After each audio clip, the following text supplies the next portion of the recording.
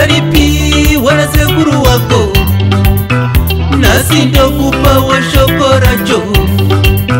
Worizvitsa wokuzizukuru, ndokumbira woteresese, wogoritsindidza muhana.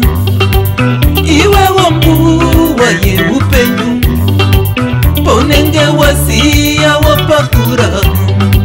Iwewo mbuwa yeupenyu, ponenge wasiya wopakura. Musiwe nzire baruvare, ndiye mufambi wayo, saka rega ndikuudze mwanangu. Musiwe nzire baruvare, ndiye mufambi wayo, saka rega ndikuudze mwanangu.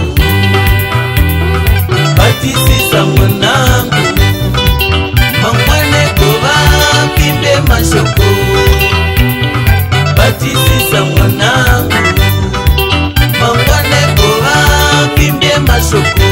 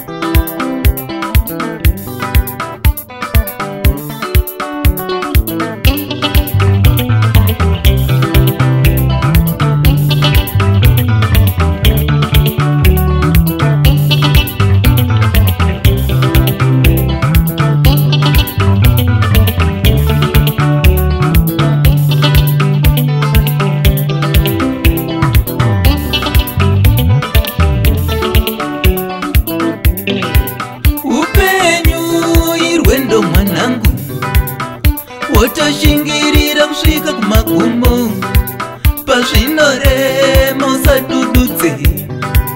Hauna kuberekerwa mudzinza rembwende, upenyu inhava yebenzi. Wakatakura zvakawanda, saka sarudza zvakanaka. Zvakaipa ukande kumarara, wakaberekerwa muzvakanaka. Saka chakanaka chive muropa, chese chako chawakapiwa, hakuna angachibvuta. Chose chako chawakabata, hakuna achatora.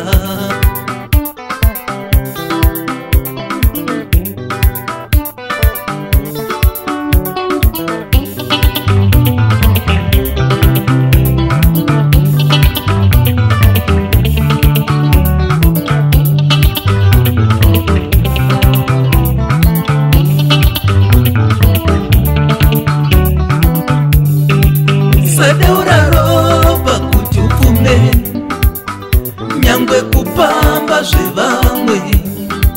Kupfuma kwako kuve kweziya, ushandise njere mukurarama.